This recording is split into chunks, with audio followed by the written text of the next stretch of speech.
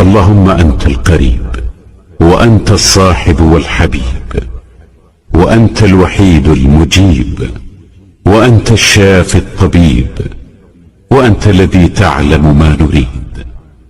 اللهم ارحم ضعفنا، وآمن روعنا، وأسعد قلوبنا، وفرج همومنا، واصرف عنا ما يقلقنا ويعكر صفونا، وارزقنا صبرا جميلا ومن بعده أجرا وعوضا، وألبسنا لباس الصحة والعافية، وارزقنا قلبا خاشعا وعملا صالحا وتوفيقا من عندك، وارزقنا عفوك وغفرانك ورضاك والجنة.